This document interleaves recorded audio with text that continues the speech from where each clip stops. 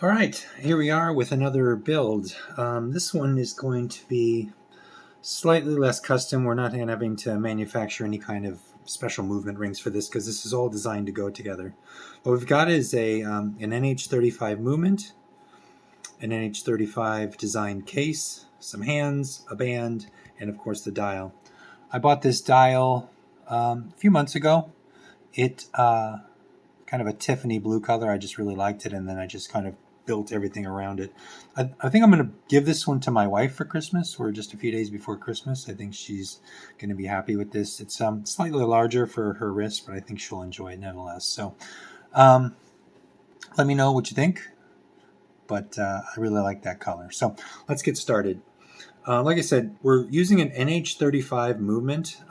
This has a hacking, which hacking is when you pull the stem out, the watch second hand stops, so you can time it exactly to another source, or that you can coordinate with another watch. This was developed, I believe, in World War II, so that they could synchronize their watches together. And in order to do that, you'd have to be able to stop the second hand at a certain point, and then the other person would have to do the same thing, and then you'd start it all at the same time, and they would be together. So this is made by, it's a Seiko movement, but it's actually manufactured by a company called TMI, which is Time Module.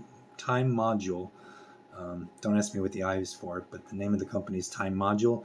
It's a subsidiary of Seiko Corporation, and I believe that TMI produces Seiko movements for anything but a Seiko watch. So if it's in a Seiko watch, it's not going to be a TMI, or maybe it is with a different rotor on it, but the TMI is reserved for Seiko movements that are going in custom cases or whatever you might want to just it's a loose movement, or it's a loosely sold movement. So that's what's going into this. Before we start, like I said, I want to maybe just kind of give you guys just a little bit of an education. So I'm going to put this all aside, and I'm going to show you the tools I'm going to use for this build. So starting at the front, protection. Finger cots, although don't buy finger cots that were made for Asian fingers because these are way too small. So I'm just going to be using latex gloves. I need to reorder some. If anybody has a source for finger cots that fit larger fingers, please let me know, because these don't fit me.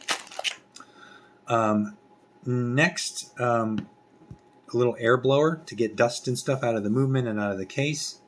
Also, we're going to be using a movement holder, just to set the hands probably, although maybe not even that. I think maybe just to use this to get the stem out to begin with. But these are a must-have for any watch builder's arsenal. Next, you need a pair of tweezers. These come in handy for just about anything. You want probably a pair of metal ones, and then maybe a pair of wood ones as well. But I find that these are just as good for anything you have to use. These grab little screws. These hold dials. These do just about anything. These actually, they're so tightly, or they're so finely pointed that they actually can be used to push crown release buttons and things like that. So this is a must-have. When we're going to set our hands, you need a stem or hand setting tool, which has a little hole in the end. I don't know if you can see that. Maybe that will focus. If not, sorry. But there's a little hole in the middle of that, and that just allows the stem, or the second hand, what do you call it, post, to clear and not have to be pressed in. So hand setting tool, you're going to want to have a watch band pin tool. This will help you set any watch band you have onto your watch, assuming it doesn't have a quick pin. A lot of the newer straps have quick pins. It doesn't require this, but this one does not.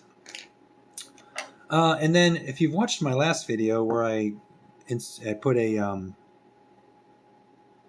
moonwatch movement into a metal case, you'll notice that I did have the proper tool. I just didn't use the proper tool. This is the proper tool to size a new stem for a watch. And along with this, I use a Sharpie to mark it first. And then, of course, you're going to always need a caliper. So when you're inserting and sizing a new pin into a watch movement, these are kind of the three things you'll need. Also, you can also use what's called, actually, I don't know what it's called. Maybe a stem holding tool. You put the stem in there, cinch it down, and then have some control over it. Although I'd be careful with this. Like I said in my last video, I used this and it broke off right in the tool itself. So be very, very careful. Maybe cinch it up a bit and make sure it's not on a fragile part of the stem. So those are for stem sizing, and you'll see me use those. And maybe just a polishing cloth. I use that a lot too. And then finally, last but not least, I use, and this is just a cheap one, a loop, or I actually use a set of magnifying glasses. I find that these work really well. Maybe you don't have as bad of eyes as I do, but these are invaluable for working with small things. I have a pair that's magnified 3 times, and I think this is 1.5. Those are all the tools. All right, so after that, let's just get started. All right, so first and foremost, you need to install the dial onto the movement. So the dial itself generally comes with a few different feet options. When I say feet, I mean these little pins that are on the back. These insert into the movement, into 2 holes that are in the movement.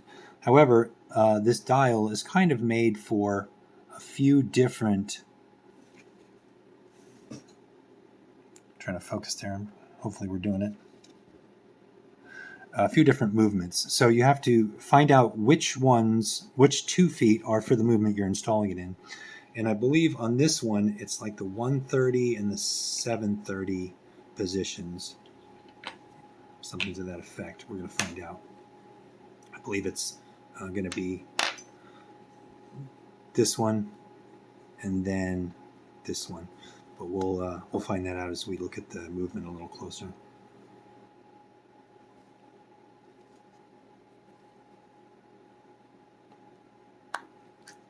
All right, so we're going to pull the movement out. Just look closer at the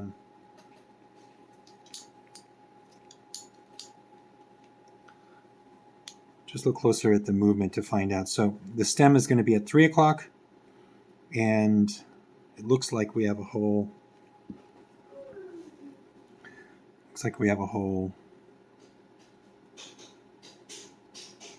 At this maybe 130 position. And then there's another hole down here at the 730 position, give or take. So those are the 2 feet on the dial that we're going to need to maintain. All the other ones, and measure twice, cut once, all the other ones can be removed, and we're going to show you how to do that next.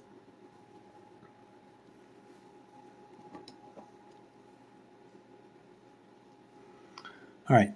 I didn't mention these when I mentioned my tools, but I just have a pair of, this is actually a Leatherman tool, but any pair of pliers.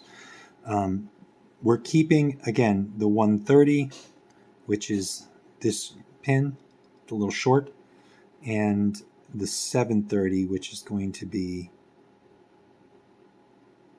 this one. So basically the 2 short pins. I don't know if you can see that. This one and that one. All the other ones,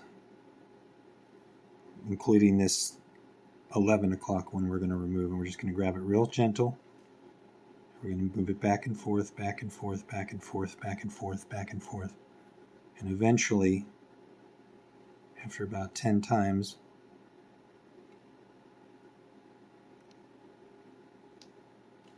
it just breaks off.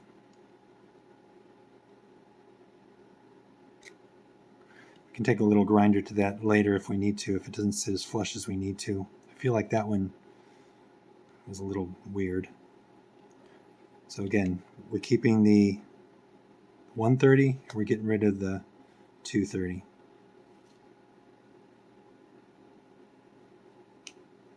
That one came off pretty good. Taking the 130, like I said, measure twice, cut once.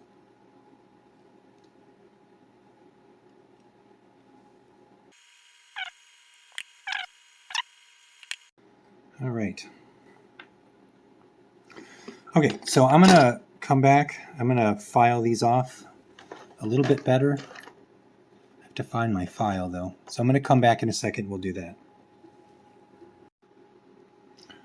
Okay, I'm back. I found that file that was eluding me in my tool drawer.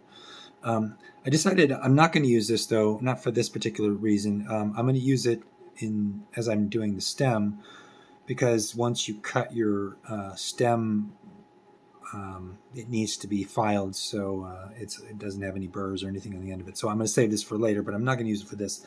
Instead, for this, I'm going to use something a little more, I'm breaking the Dremel back out again. Let's hopefully things don't go wrong. But I believe that this is going to be just doing a little bit better job for what I need it to here. So we'll see if I can get this on tape, or at least for one or two, and then I'll do the rest off camera.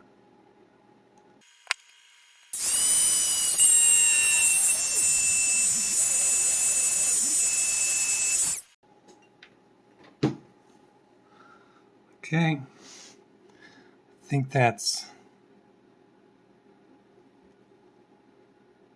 I don't know if you can see that, but those feet are nice and flush now. Okay, so that being done, let's move on to the next phase, which is going to be mounting this dial onto the movement itself. Before they do that, at this point, now that we're done with all of the heavy work, I'm going to really clean this workstation, though. Really, you want to make sure there's no dust. You want to make sure there's no, metal shavings, none of that on your workspace. Once you start opening up and working on a movement, I'm going to clean these gloves off. I think there's a little bit of dust on them. So let me do that, and I'll be right back. And then we'll go ahead and put this dial on, and then we'll put the hands on, and we'll put it into the case. All right. All right, we're going to use our kind of a watch holding pad here. You don't really need this, but I like it because it just keeps it a little bit elevated and a little bit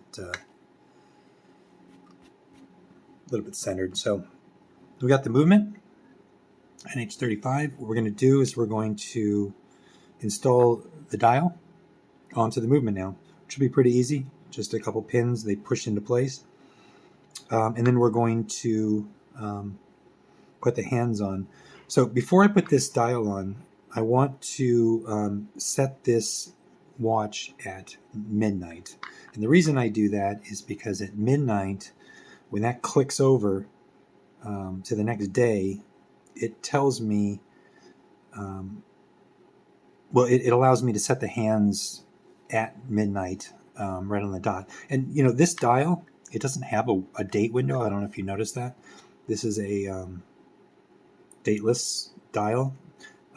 Still uses the same movement. They don't make a movement that doesn't have the date. It's just this covers over it, and it's just a non-functional thing that happens in the background. But the point is that there's certain things you're not supposed to do between 10 and 2, and that is set the date. So if for some reason that happens, at least I know that I'm not doing it between 10 and 2.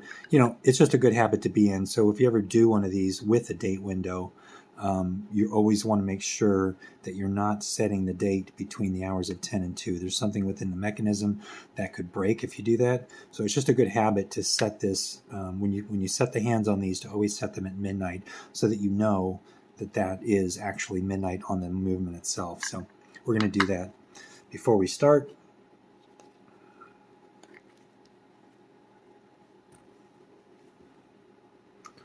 And the way you do that is you just pull this 2 settings out, all the way out, so that you can start setting the time, and you just rotate it clockwise. And then you see it clicked right there? We'll do it a full another rotation just to make sure. 1 all the way around.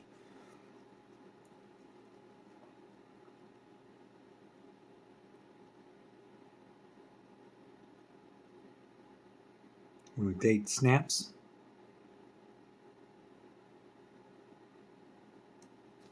that is midnight. All right, so Now that we know that we're midnight, let's put the dial on. Remember, 3 o'clock, the pins are at 1:30 and 7:30. So we're going to take this dial.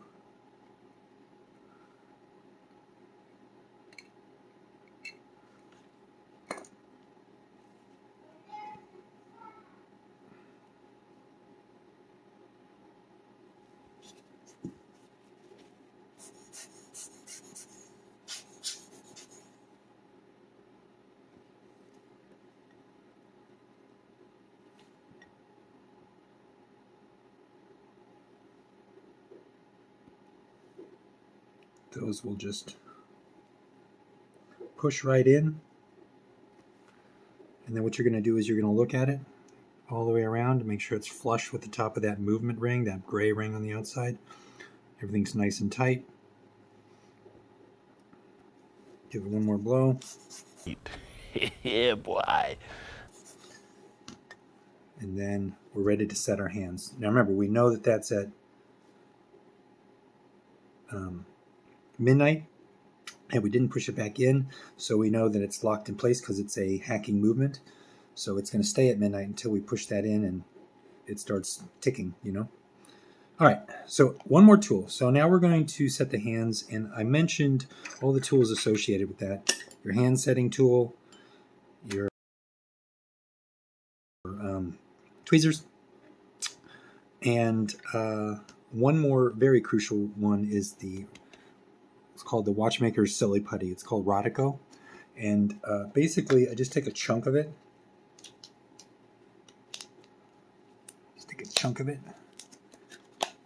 Spin it into a sort of a tool like this. And then this will be used to grab the hands and hold them while I'm setting them. The first hand we're going to set is going to be our hour hand.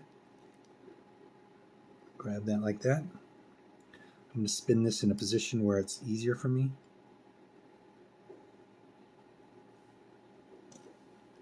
I'm going to try to get this so you guys can see it, although this may be difficult.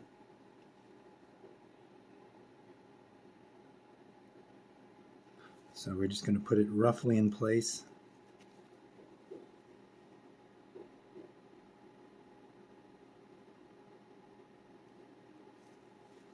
I'm going to put it real close.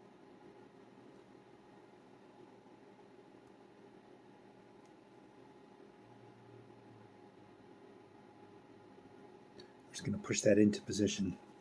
What you want to do is you want to look at it, make sure it's flush. It's going to be very hard for you to see this, I think, but you want to make sure it's flush with the top of that gear that it's sitting on or around.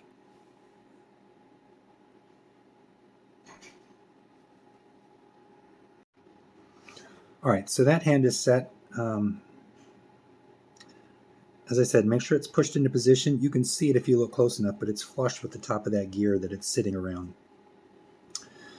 It's just a little bit off center, so I'm going to go ahead and just turn it just a little bit. So now it's perfectly.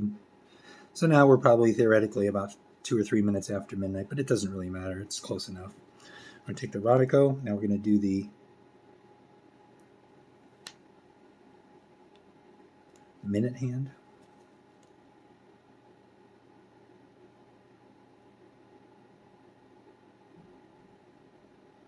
And again, I apologize. This is very hard to do and show you what's happening, but I'm doing my best here.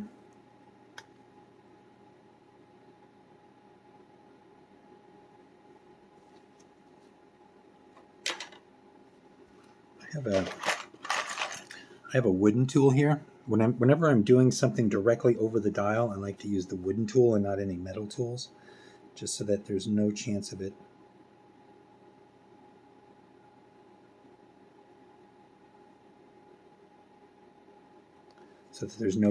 scratching the dial.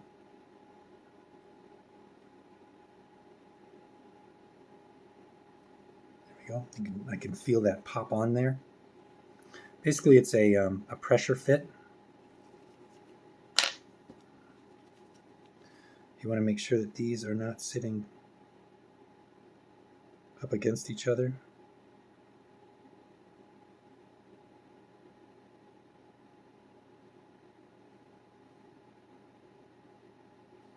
They look good. What you're going to want to do now, when you get the minute and the hour hand set, you're going to want to do it one full rotation and make sure nothing is touching against each other.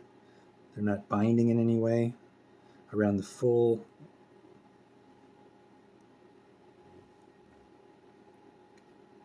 rotation. Go twice around and make sure that there's no issues. Go right back to noon. I could hear it click. Did you hear that? So we know we're at midnight. I don't know if I'm going to try to show this to you, but you want to make sure that those, I don't know if that's going to come out. You want to see those hands, they're nice and parallel or very, very close to it. That's what you want to look for. Okay, now the second hand. I always find that the second hand is one of the most difficult because it is just a very, very small, I'm going to try to show it to you. It's a very small hole.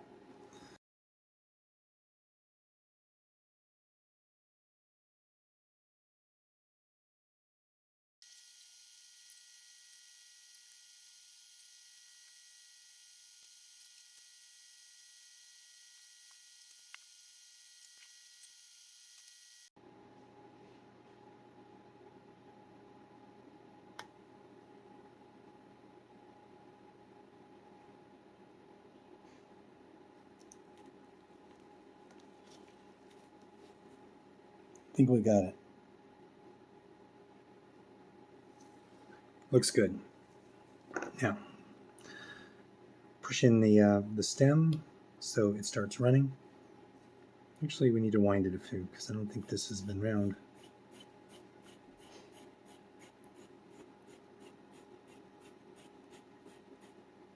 It's an automatic movement, of course, but I haven't been wearing it, so it's... The nice thing about the NH35 movement also, opposed to some of the Seiko movements, 7 series and whatnot, is that you can hand wind these, which you can't do that to some Seiko movements, especially branded Seiko movements. Branded Seikos generally aren't hand wound capable, and they're not hacking movements. So I find that these are actually superior movements to the genuine Seikos, or the Seiko branded, let's say. All right, she's spinning all the way around. She's not binding with any of the hands.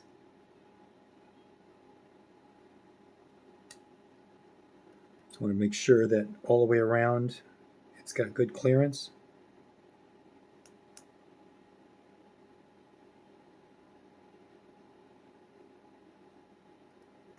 I'm going to press that just back a little bit, just so I can elevate that second hand just a little bit. Actually, I don't think that's the problem. I think the problem is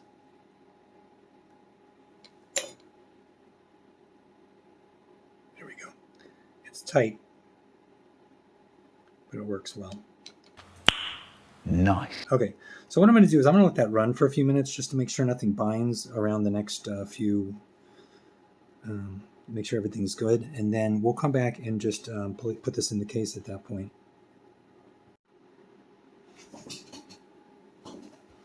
Okay, we're back. Everything seems to be working well. So the next step, of course, is to put this in the movement, or the movement in the case. The case we have here has an exhibition back.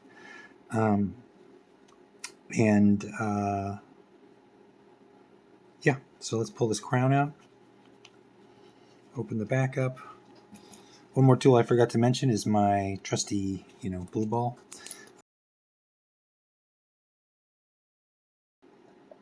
Always necessary when pulling the back off. There seems to be a little movement ring in here. We'll have to see if that goes on top or below. I believe it's going to be on top. Oops. I believe that's going to sit on top, and the movement sits up against the face, and then this presses in there to keep it centered. All right. Let's get this crown, rather stem out. Let me do this just carefully. I'm going to do it vertically so I can press on that. I'm going to show you real quick. So on an NH35, I'm not going to cover it. On an NH35 movement, in the full down position, there's a little lever right here, and you can see it right where my tweezer is pointing. There's a little dot on it. If you pull this out, it disappears. You see how that disappeared? So it has to be in the full down position when you do this, but you press down that gently, and then the stem should lift right out.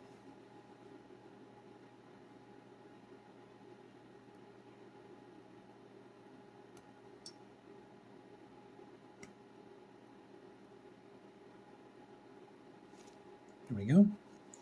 Stem lifted right out. All right, now we're in a position to drop it into the case. And that's what's nice about this. Being on this, what we can do is we can blow the case out. Actually, I want to use that polishing cloth real quick just to make sure there's no final smudges or fingerprints or anything on there. Sorry, I'm not doing this in camera. That would be helpful, right? So I like to take the polishing cloth, just put it in there, make sure there's no fingerprints, no grease, no dirt. And then once we do that, then we take the blower, do the blower on the dial, and then what we do, position it so the 12 o'clock is up north, and we're not even positioned correctly here, and then we just drop that right on in there like that. And so, as I was saying, the nice thing about this is that you can pick it up now and turn it over, and the movement drops right in.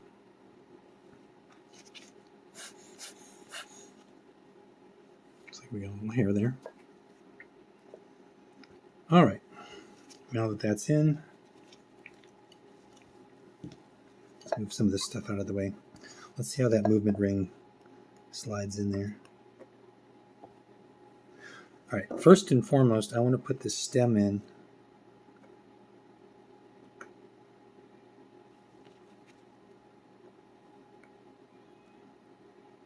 Let's not do that one. Let's do the one that they gave us. And we'll put the crown on it so we can measure the crown now instead of later. They give you a new stem when they give you the movement. Take this like this.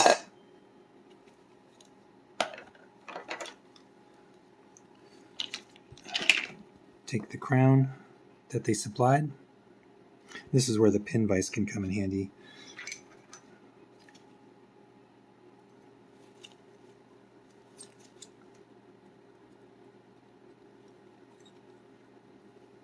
Just to gently hold it while you put this in.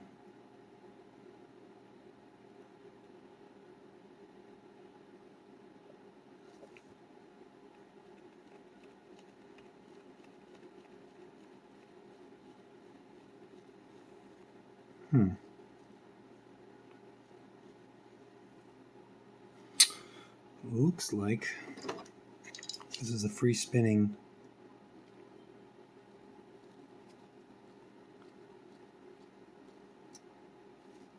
Why is it not?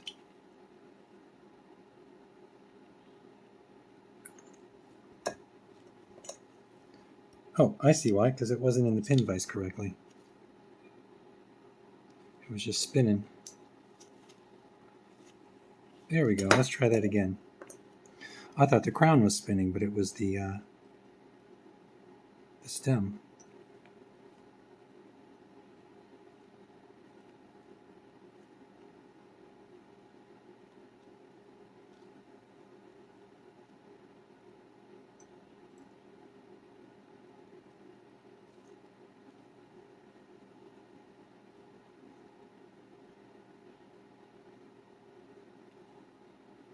Be careful with that. You don't want to tighten it too much.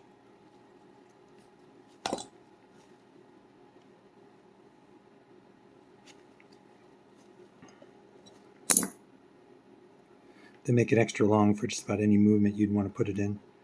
There we go. It's pressed in.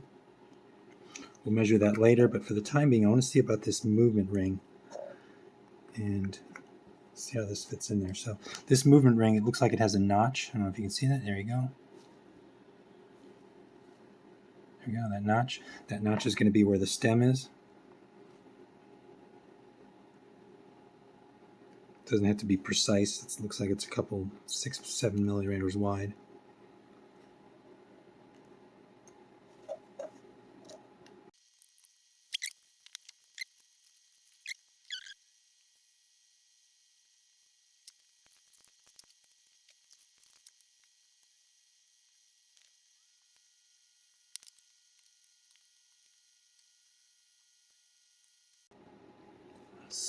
For some reason, this movement ring is not going in very level. One side is buried properly with threads showing, and the other side is it's not going down, and I need to figure out why. I'm not super impressed with this case, to be honest with you. When I first got it, it didn't feel like I wanted it to, as far as quality is concerned, but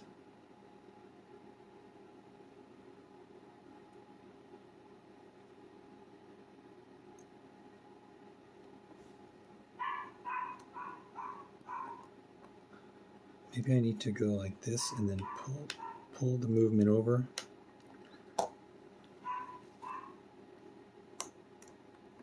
There we go. That's how it goes. All right, so it just wasn't going into the groove very well. There's a two-step level on this ring, and it had to. So I had to describe it. So the outer ring had to slip outside of the movement, while the inner ring had to sit on top of it, and it just wasn't doing that. So we've got it now. All right. Sorry about that. Okay.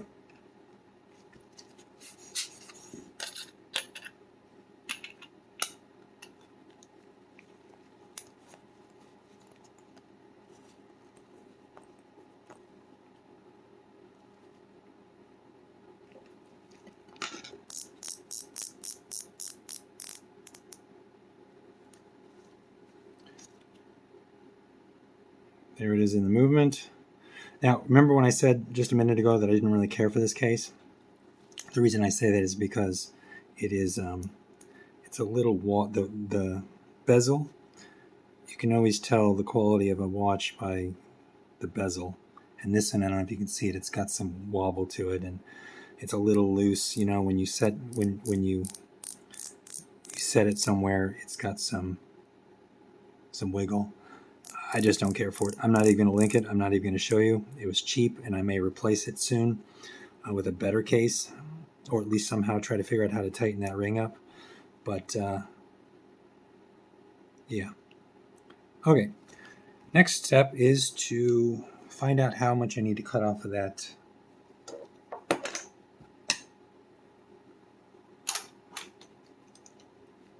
To find out how much I need to cut off the stem. So what you're going to do is you're going to compress this as much as it'll go into the run position, and all the way. This got a spring-loaded crown on it, and you're going to want to measure that exactly. So that's all the way down. You've got a gap of 5.64 millimeters. Let me just double check that.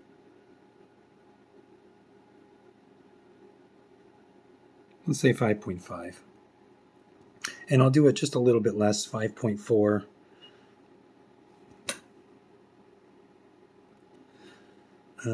What I do here is I hold this up. I measure out 5.4 millimeters. Yeah, a little too far. Hold that right up against those calipers. And I just draw a little mark on it. All right. Then, I'm not going to use the pin vise for this. I've got sort of a phobia of that pin vise now. I'm just going to hold it in my fingers. I'll take it. Put on my more magnifying glasses. I got my 1.5s. Let me do my 3s. There we go. That's much better. So you can see I'm taking the sharp part of the nippers, and I'm putting them up maybe 2 threads past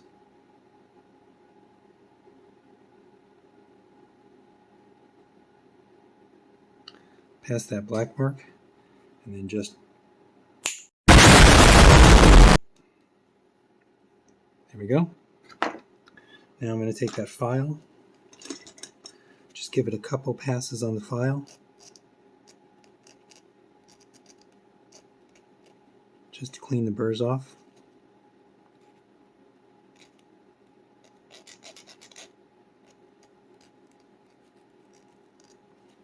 There we go.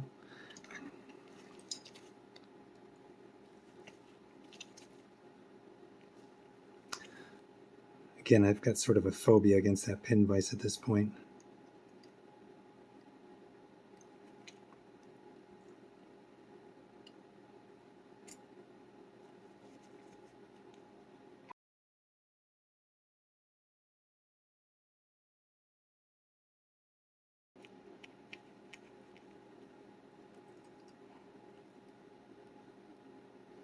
Now, ideally, you're going to want to put a dab of Loctite in there, just so that it doesn't reverse spin. I put it reasonably snug, and I've never had an issue without it, but the correct way to do this is to put that just a tiny bit of Loctite on there. Then we're going to push this in. It's going to click into place.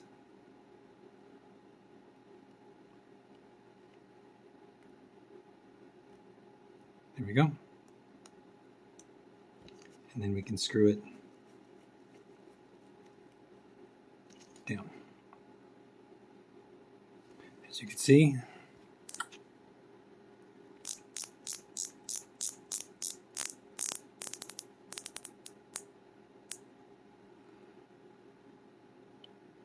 looks good.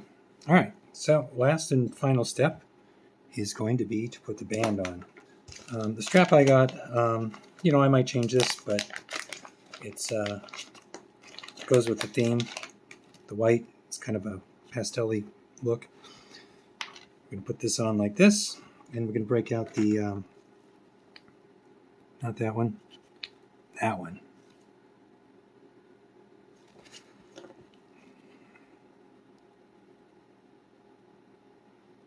This part can be tedious, so I may fast forward through it if it gives me too many problems. But let's find out. We'll find out together. Like a family, right? Like a big dysfunctional family. Did that go in on the first pop? All right. I like it. I like it when a plan comes together. Name that show.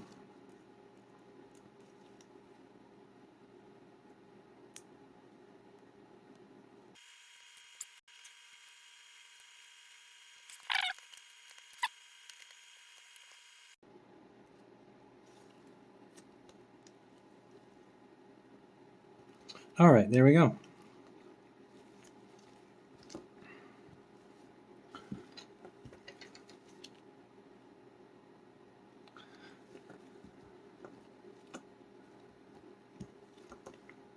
Finished product.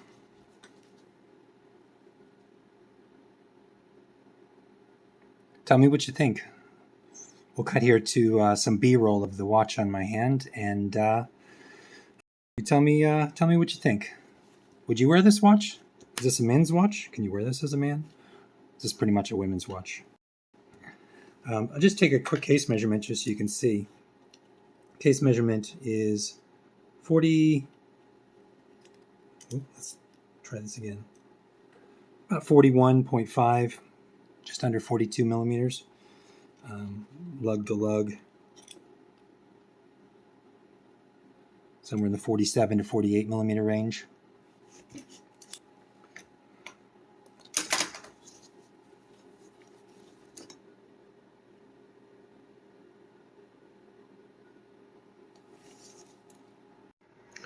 All right, just to wrap this video up, guys, I have a question for you. Would you leave this watch the way it is, or would you add some branding? You know, this watch technically has a Seiko movement in it, so it's kind of a Seiko mod. So having that Seiko on there is sort of accurate. However, being naked is also kind of cool, especially for a watch kind of like this. Maybe that works better. I don't know. Tell me what you think. Leave it in the comments. Don't forget to like and subscribe. See you on the next one.